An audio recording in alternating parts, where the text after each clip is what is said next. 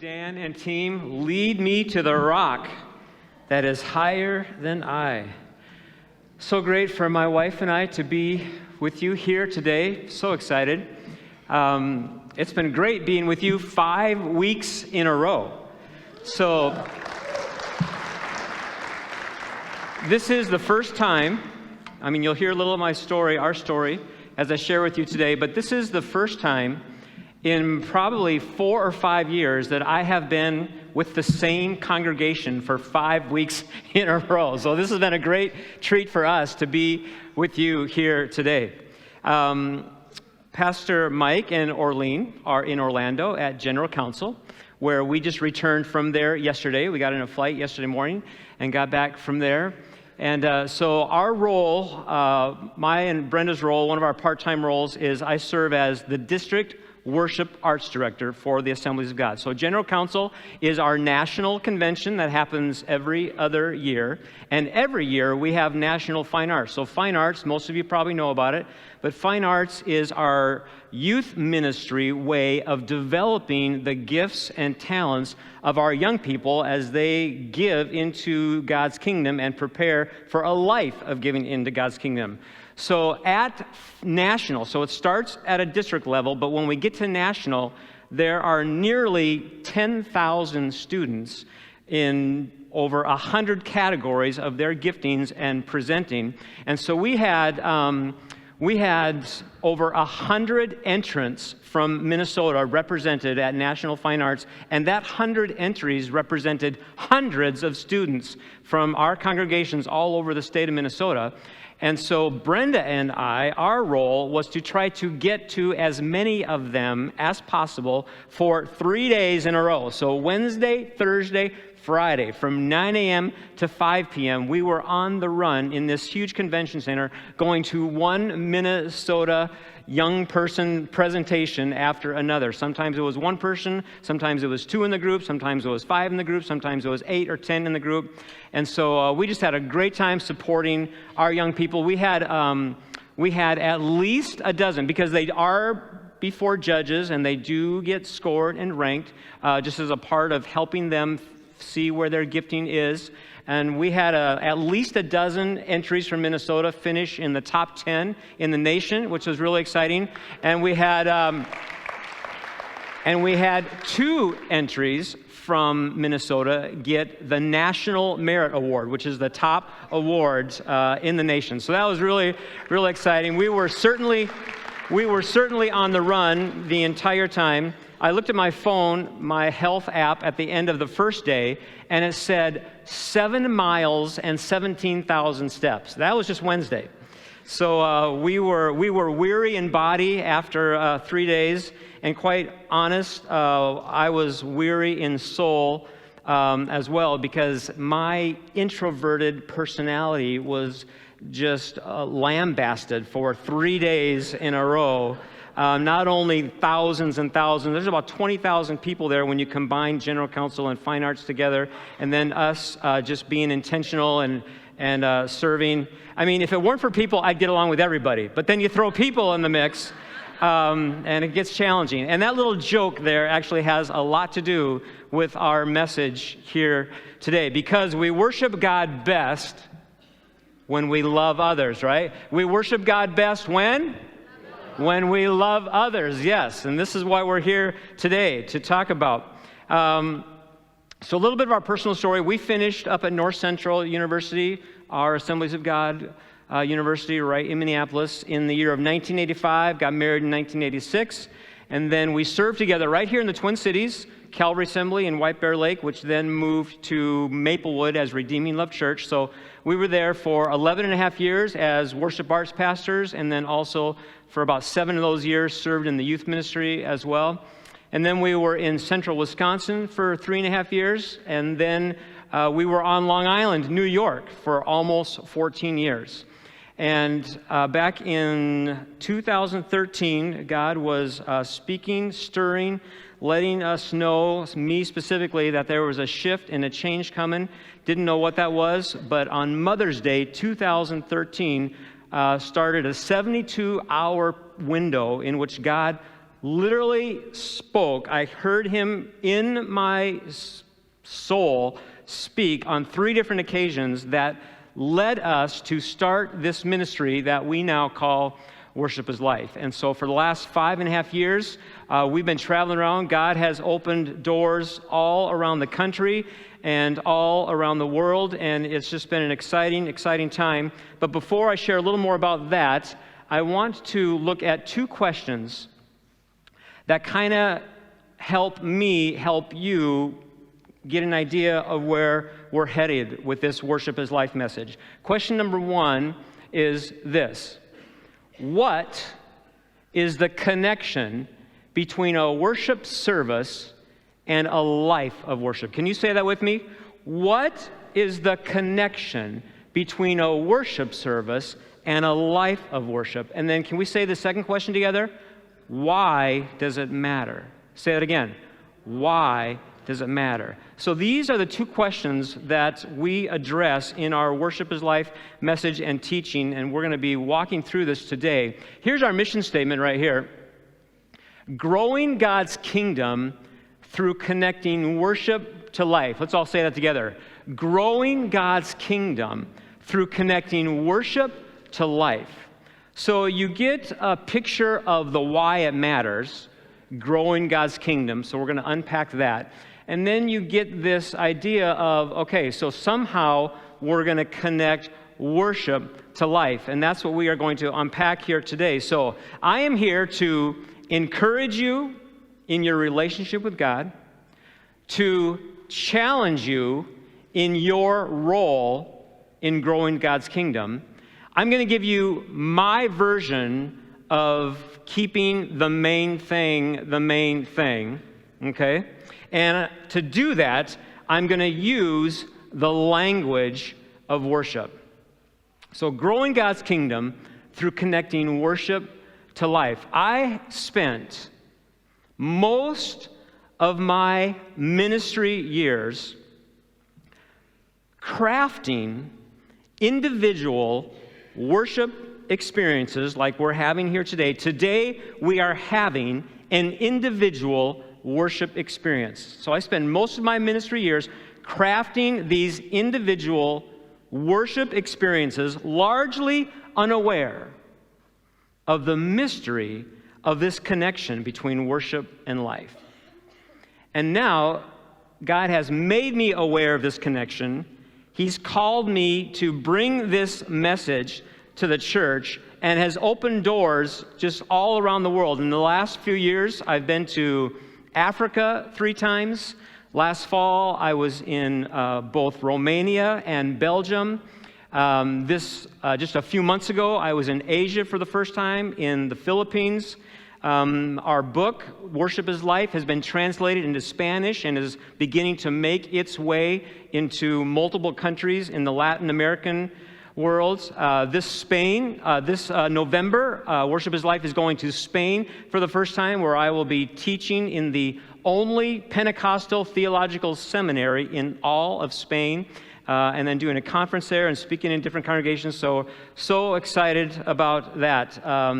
God has said, one of the things God told me in those 3 words He gave to me in those 72 hours was, I am positioning you so that this message I am giving you will have greater influence. And we have seen that happen first in us, this message coming deep into our souls and impacting our lives, and now we're seeing that influence to start to spread around the world. So excited. So I'm going to be a few different times coming down to you and giving you opportunity to get involved in this. So we're going to start with this section. When you hear the phrase, worship is life, what does that mean to you? How would you articulate that? How would you describe that? In one sentence, in a phrase? Someone right here in the front of this section, raise your hand and be willing to say, when I hear worship is life, I think of this. Coming back here, I don't know if the camera can follow us this far. Hopefully they can. When I think of worship is life, when I saw that, and even on the T-shirts out front, yeah, T-shirts. We have T-shirts. Good girl. Good girl. Just, can you travel with me wherever I go? That would be awesome. Oh, that's pretty good. was actually, I think, a worship is life.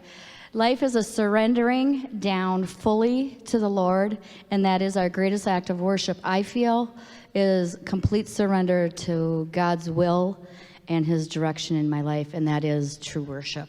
Beautiful. Well said. Someone else in this section right here want to say, when you hear the phrase, worship is life? Yes, right here. When you're going to worship God, it should be not just when you come to church. It should probably encompass really your entire life and what you do every day. Very good. Beautiful, beautiful, beautiful. That is a great statement. What these two statements look like is the challenge. Those are awesome ways to articulate it, but what does that look like? What does that look like? What does that look like? So I'm going to show you a little poem here in a way that I articulate this, and that is this. Unless what happens when we gather translates into what happens when we scatter, then what happens when we gather doesn't matter. Can we all say this together? Unless what happens when we gather translates into what happens when we scatter, then what happens when we gather doesn't matter. All right, now I'm going to come to this section right here and ask you this question. When we hear a leader say, let's all stand together and worship, what activity do we assume we are going to engage in? Your section's later. Relationship with God. So he's going deep here. He's going deep here. We're going to come back to that. What activity do we assume we're going to engage in when a leader says, let's stand and worship? Music. Singing. Anyone else? Giving praise to God. Giving praise to God.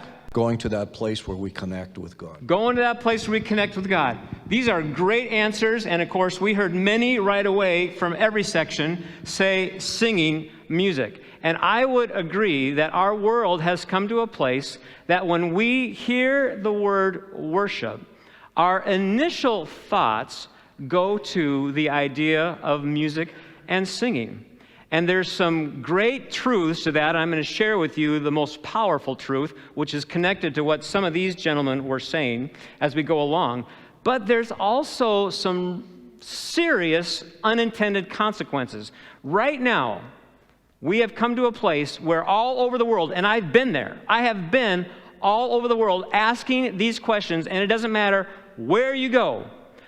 The idea of worship has come to a place where it is equal to music and singing. We understand that we're doing more than singing. We understand that we are doing more than being led by a team of musicians. But our idea, through our language, has come to a place where worship equals music and singing. Now, I'm going to stay with this section now. If you had to choose one word, let me do this.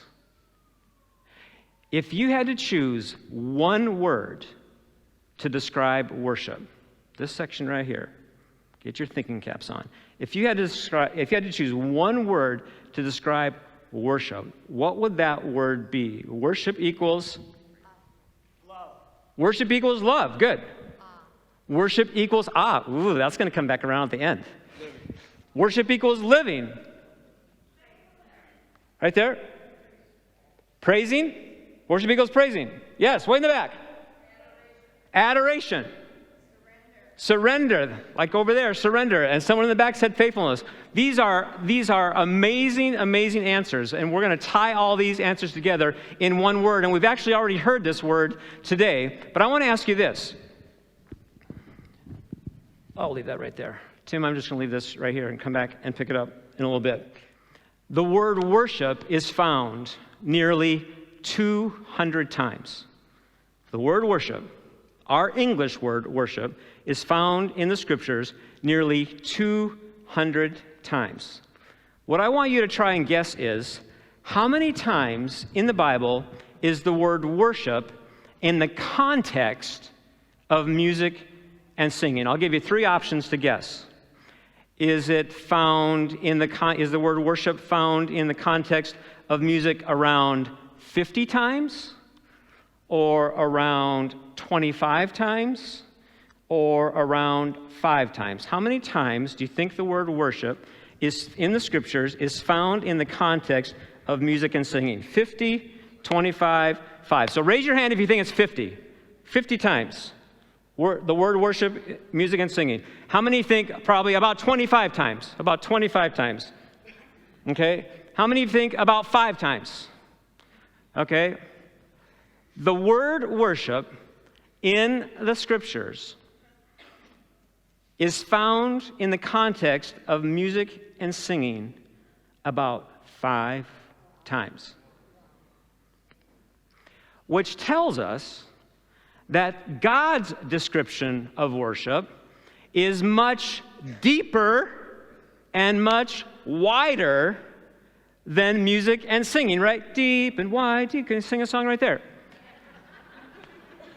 The word worship. So God describes worship in a much deeper and broader way, and all of your words were wonderful, but when I have studied all of these passages where we find our English word worship in the scriptures, the one word that I believe best describes all of those contexts, and we've heard this word already this morning from someone else, the word would be relationship. And all those other words that were given, you could put under the umbrella of relationship. Worship equals relationship. Everyone say that with me. Worship equals relationship. Let me share a few scripture verses here from my Worship is Life book. This is on page 84, 85, and 86. First, quoting the prophet Isaiah. So this is Isaiah speaking for God. Chapter 1, he says this. This is God speaking through Isaiah. I cannot bear your worthless assemblies. They have become a burden to me. Even when you offer many prayers, I am not listening. And this is God speaking through the prophet Amos, chapter 5. Your assemblies are a stench to me. Away with the noise of your songs. Aren't you glad you came today? But let justice roll on like a river, righteousness like a never-failing stream. And now this is Jesus in Matthew, quoting Isaiah in chapter 15 of Matthew when he says, these people honor me with their lips, but their hearts are far from me. So, I'm going to ask this section over here, what is Jesus and the prophets saying in these passages? Someone want to answer that question? It's kind of an obvious answer, but what is Jesus and the prophets saying in these passages? Someone want to give me an answer? Yes, right here. Without a meaningful, intent relationship with the Lord, all your activity is useless. Preach it, my brother. Preach it, my brother. Because unless what happens when we gather translates into what happens when we scatter, then what happens when we gather, what? Doesn't matter. But what does that look like?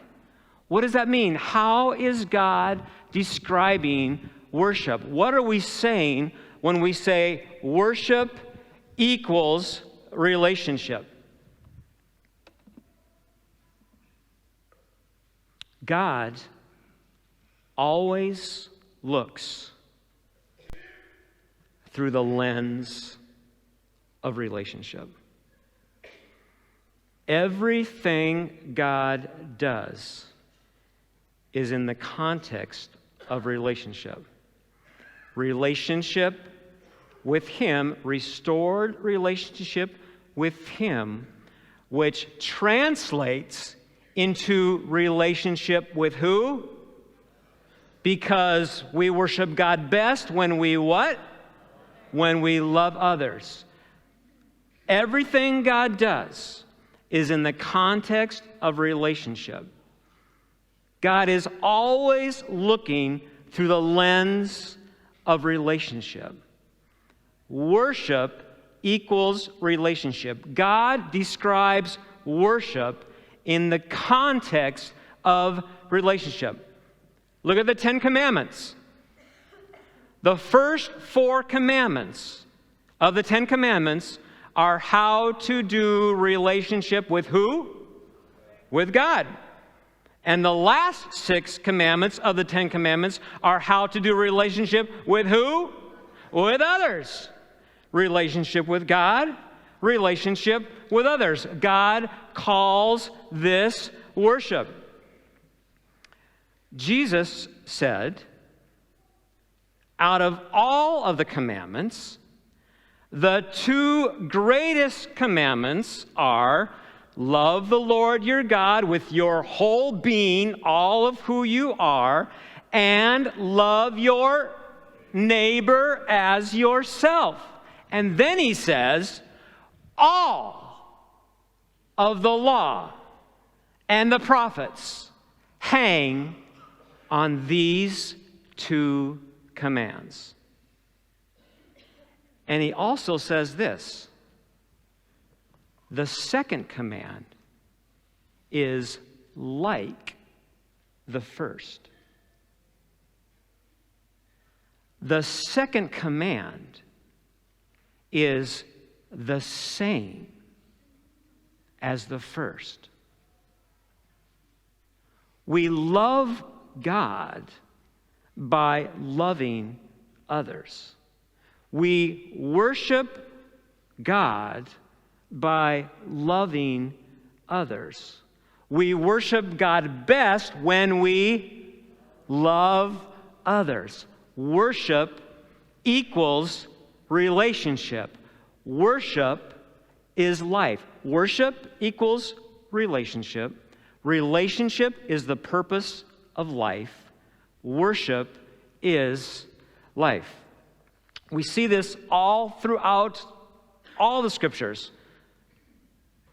I've been here for the last 4 weeks. 3 of those 4 weeks, Pastor Mike was giving messages from the Sermon on the Mount, the series that you are in with him right now. Guess what? Every message was about what? Relationships. Every message I've heard so far that he's been speaking on the Sermon on the Mount are about relationships. Look at the book of Romans.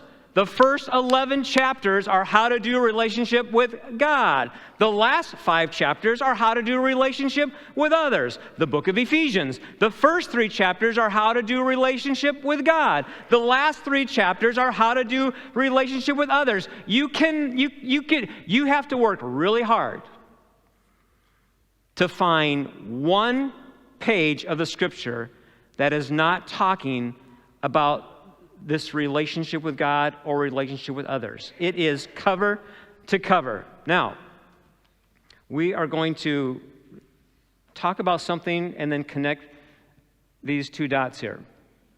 First thing is, God works in patterns. This is a really important reality that we don't talk about a whole lot that applies directly to this worship equals relationship truth. God works in patterns. Everything God does is in a pattern. First we have day, and then we have what? We have sunrise, and then we have what? Okay. What goes up must come. The ocean tide goes in, and the ocean tide goes out. If you forgive, you'll be. If you judge, you're going to be. If you're merciful, you will be shown. Okay? Everything God does, whether it's in creation or whether it's in the guidelines for living, happens in a pattern. That's how He has set up life. Life works in patterns. So it's very easy to understand that God does relationship in a pattern. And this is where we start to flesh this out. God does relationship in a pattern. And we are going to call this pattern revelation and response. Everyone say that with me. Revelation and response. Say it again. Revelation and response. God reveals himself to us and invites us to respond to him, and then God responds to us. Not only can you barely find a page in the Bible where you're not seeing relationship with God, relationship with others, but you can barely find a page in the Scriptures where you cannot see this pattern. Relationship with God does not start with our response to him. It starts with him revealing himself to us, who he is, his nature, creator, redeemer, provider. He is spirit, he is breath, he is life, he's mystery. And then he reveals what he's done through his story. What has he done? He's created, he's redeemed, he's died, he's risen, he's given promises, he's provided, he's showing us through his story what he's done, and then he tells us what to do. And everything that he tells us to do is in context of relationship. How to do relationship with him, how to do relationship with others. This is his pattern. He reveals, and then he invites us to respond to him. And when we respond to him, then he responds to us. Now, just a little great truth. This is the greatest truth about how our music and singing time has become labeled as our worship time. In the Scriptures, we are exhorted over 120 times to sing praises. So watch this. The word worship is in the Scriptures in the context of music and singing about 5 times. But also in Scripture, it tells us over 120 times to sing praises. What's the connection? What is the secret of that? I contend that it is this. Singing songs about who God is and what he's done and what he's telling us to do, and giving our response during that time, you combine that with the mysterious beauty of how music impacts our entire being. You take those two together, and singing songs of praise and worship is one of the most effective, meaningful ways to enter into God's relational pattern of revelation and response. Why is that? Well, you tie music with the lyrics that we sing. All of our lyrics of the songs that we sing when we gather here, they're all lyrics of revelation, who God is, what he's done, what he's telling us to do, or they're lyrics of response. Sing, praise, bow, rejoice, surrender. All of our songs are lyrics of revelation and response. And then you invite the music into that and how that impacts us, and then you add to that, we're all doing it together. We are engaging together in this activity of singing song. So there's that revelation and response, and so there's this amplification of God's response to our response to who he is and what he's done. And then eventually, over the last 40, 50 years, we have labeled that as worship because there's this such intense sense of God's presence. Why? It's because we're responding to who he is and what he's done, and he's responding to us. So what has changed? Has he changed? Has his position changed? Has where he is changed? What has changed? Yes, we are coming together and we're responding to who he is and what he's done, and therefore he responds. That's his relational pattern, and that's why we sense it so much when we gather together. Now, the pattern is the same when we give. The pattern is the same when preaching is going on. The pattern is the same when we're talking about missions. The pattern is the same when we're talking about evangelism. The pattern is the same when we're talking about teaching. It's always pointing to who God is, what he's done, what he's calling us to do, inviting people to respond. And when people respond, God responds. And that is his relational pattern. And God calls this worship. So this beautiful, beautiful pattern. Now, I want to show you something that may blow you away. It blows me away. It may blow you away. All of life is lived in this revelation and response pattern. All of life. Like right now, we are all sitting here and we are all breathing. Our body is simply responding to the atmosphere that God has put us in. And we're not even thinking about it. Unless you have a plugged up nose or a cracked rib or something else that is impairing your breathing, you're not even thinking about breathing. Your body is simply responding to the atmosphere that God has put you in. If I walk down these steps, I am responding to what is being revealed to me step by step. Right now, as I'm speaking, God has spoken to me, I've responded, and I'm speaking. And it looks like you're just sitting there, but you're not. You're responding.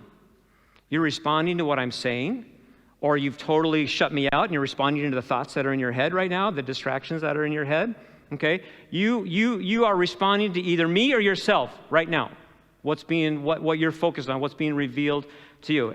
Like when you eat, you're doing revelation and response. When you play, you're doing revelation and response. When you work, you're doing every second that we are alive in this body, we are in this pattern of responding to what's constantly being revealed to us. Why? Because God is showing us this is how simple it is to stay engaged with me. Maybe simple is not the right word. This is how natural it can be to stay engaged with me. I have put you, God has put us, he's made us and he's put us in an environment where we are always living in this pattern of revelation and response. Why? Because this is how God invites us to engage with him. Always engaging by listening to him. Always engaging by looking to him. Always engaging by responding to him. This revelation, this pattern of revelation and response. Now, we're going to get to this last section over here. We could take a lifetime starting right now and go to the scriptures, and I could do this for hours. I could bring you hours of scriptures and show you this pattern of revelation and response from Genesis chapter 1 all the way to Revelation chapter 21 and every page in between. Maybe a couple, 2 or 3. So, as you read your scriptures moving forward, this pattern, this relational pattern of revelation and response is just going to jump off the page at you. But what I want to do is I want to ask people from this section over here, have we done this section yet? Yeah, we did, didn't we? Yeah, so this section over here, I'm going to ask you, because the easiest way to recognize the pattern without opening up the scriptures is to think about the lives of the people in the scriptures and how God spoke to them, showed himself to them, and they responded. You see the pattern in all the people in the scriptures, whether it's a positive response by the people or whether it's a negative response by the people. You see the pattern all through the scriptures. So this section over here, I want you to think of a story of an individual in the scriptures where, that is the pattern of revelation response. God spoke to them, and they responded. And we might, let me just get close enough. We don't even need to use the mic. So be patient, go one at a time, slow popcorn style, not fast popcorn style. So just give me the names, give me a name of someone that's coming to your mind of you. Yeah, God spoke to this person and they responded by doing this. Jonah. Oh, one of my favorite ones comes right out of the gate. Way to go, Dan.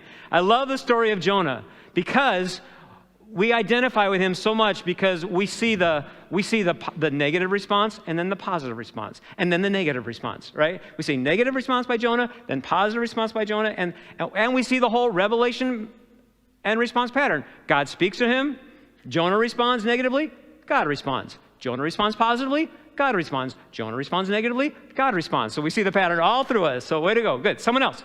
Moses. Okay. Moses is a pretty big one. I mean, way more than just the whole burning bush thing, right? So the whole burning bush revelation response. But has it ever crossed your mind when you are reading page after page after page of all the instructions that God gave to Moses? It's like, oh my goodness. Moses was writing all of this down as God was speaking it to him. I mean, that is like mind-blowing revelation and response kind of stuff. Good. Someone else. Joshua. Yeah, good girl. Joshua is a great example of revelation response. We see this leader, how even when Moses would leave the tent, Joshua would be there seeking God, and what happened in his life as he was responding to him throughout his life. Someone else. Someone's cheating. Someone's cheating from all of. Okay, someone here says no. We got a maverick over here yelling out Paul. Yeah. So yeah, Paul kind of had just a little bit of revelation in response to. So here's Paul, this zealous guy, thought he was doing the work of God by killing off God's Christians, and so he just gets blinded by a light and sees this blinding light and hears Jesus speaking to him. So huge revelation response. And then, as I already mentioned, Romans and Ephesians, Paul learned a lesson well because every book he wrote is in the pattern of revelation and response. This is how you do relationship with God. This is how you do relationship with others. Revelation, response. We could go on and on and on and on, but you get the point. You get the point. Here is the pattern.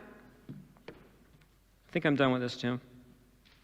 Here is the pattern, this relational pattern of revelation and response that we see in life, that we see all through the Scriptures.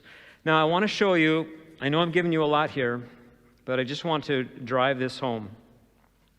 I want to share with you my favorite earthly analogy of revelation and response. Because it's like, okay. So staying engaged with God every moment of my day, like that sounds impossible. And I'm not going to say it's easy, but every one of us can grow towards that reality. And why does that matter? Because this is how God grows his kingdom.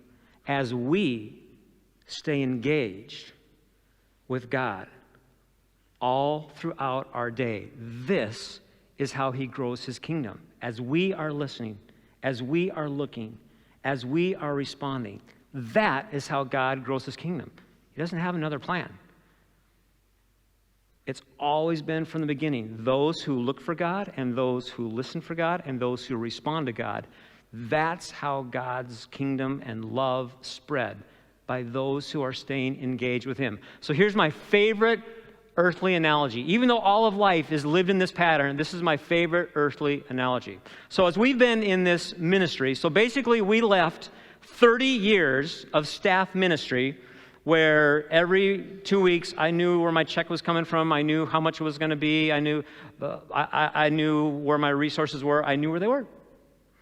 And when we left that 5.5 years ago into this whole new life that we never envisioned we'd be living, God had to show me that he really was who I knew he was, even though I had quite a long stretch of learning that on a deeper level, by providing for us in whole different ways, in just a variety of different ways.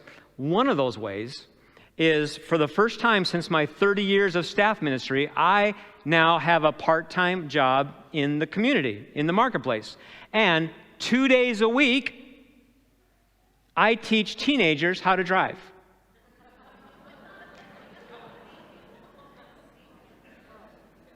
I'm not going to lie, I've had about 30 near-death experiences.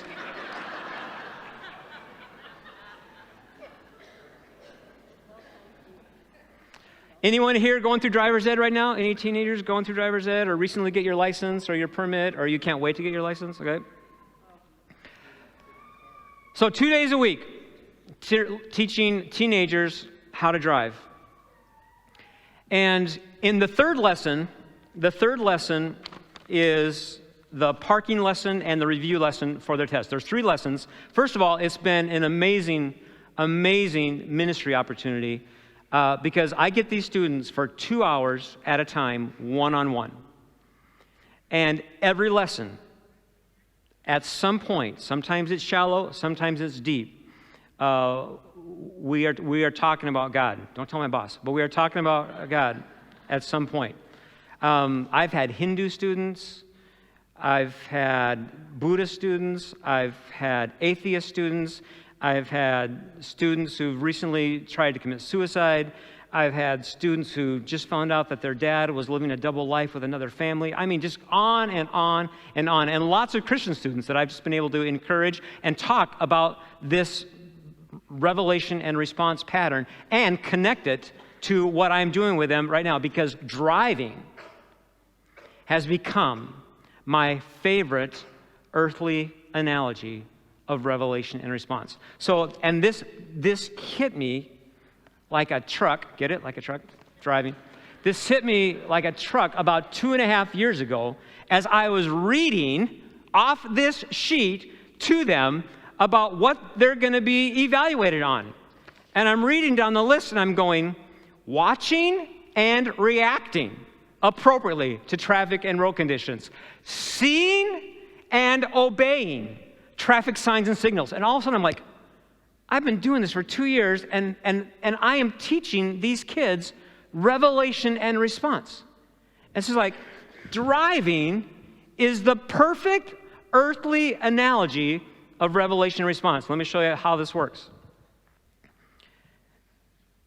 When you are driving, you are constantly responding to what's being revealed to you, moment by moment. I mean constantly.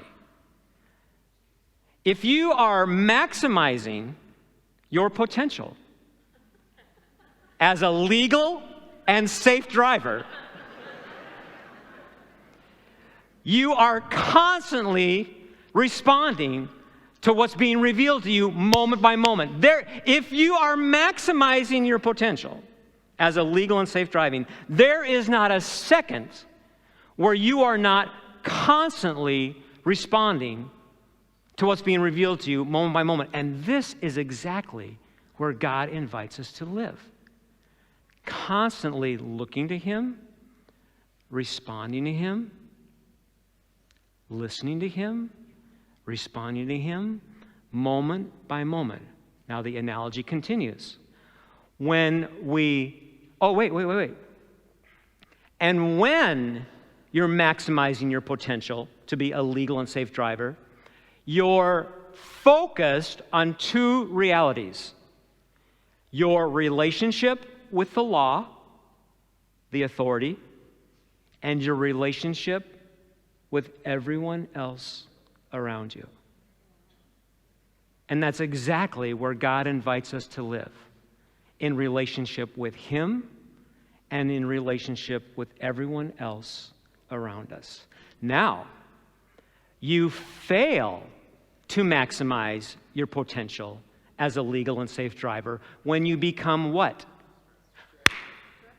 All of a sudden, 10 people said the D word. Distracted. And you become distracted when the focus shifts to who? Yourself! Yes! You fail to maximize your potential as a legal and safe driver when the focus shifts to yourself. And this is what happens to us in life. we fail to maximize our potential for growing God's kingdom when the focus shifts to ourselves. Last piece of the analogy. When you are maximizing your potential as a legal and safe driver, and you're focused on the rules and the laws of the authority of driving and everybody else around you, by the way, those rules and laws of driving are there so you can relate to everybody else around you. And as you do that, you end up protecting who? Yourself. When you focus on the authority and how that's helping you relate to everyone else around you, you don't even have to focus on yourself. You end up protecting yourself. This is what happens in life. When we take the focus off ourselves and focus on restored relationship with God, which translates into restored relationship with everyone else around us, we end up protecting ourselves. It's such a beautiful, beautiful analogy of the reality. I want to give you one last piece, and we're going to end right here and then respond in another way with communion. So, this is like basic 101 stuff, right? The only thing that's unique is I'm using the language of worship to describe it. But this is like, okay, so this relational pattern. So here's where we get in trouble. Relationship implies engagement, right? If you're going to have a relationship, you've got to engage. Engagement requires doing. If there's going to be a relationship, there's got to be engagement. If there's going to be engagement, engagement requires doing. There's got to be a doing. And so this is where we get stuck. Because here's what happens. Since the doing is the part that we can control, then we get so focused on the doing that we lose sight of relationship. Okay, you want to be a Christian? All right, you got to say this prayer, then go get baptized in water, then start talking to God every day, start reading your Bible every day, start going to services as many times a week as you can, start giving this much money, this much of your money, get involved and to volunteer and do this and this and this and this and this and this and this and this and this. And then, oh, by the way, here's all these commands that you have to obey and follow. Okay? So, but then, okay, well then let's just throw the doing out the window. Well, we can't throw the doing out the window. So this is the struggle that we see all through Scripture, that Paul talks about, that James talks about. This wrestling match of the doing. We see it beautifully illustrated with Martha and Mary. I can't go there. That would take too long of a teaching to unpack that. But there's this there's this doing, but when we get focused on ourselves, we get over-focused on the doing and lose sight of the relationship. And that happens in relationship with God, and it happens in relationship with everyone else around us. So I'm just going to give you an acronym, a statement and an acronym that for me has become a tool for my life, a handle for my life that I pass on to you and others. And this phrase that God gave me is this: living in awe of God. So someone said awe earlier here today. Living in awe of God, a very worshipful word. And so I've taken the word awe and broken it down into an acrostic to help us remind ourselves of how we engage moment by moment. And it's this: A is acknowledge, W is welcome, and E is engage. So as we go through life every moment, this is the connecting piece between what's happening inside these doors to what happens outside the doors. This is the connecting piece.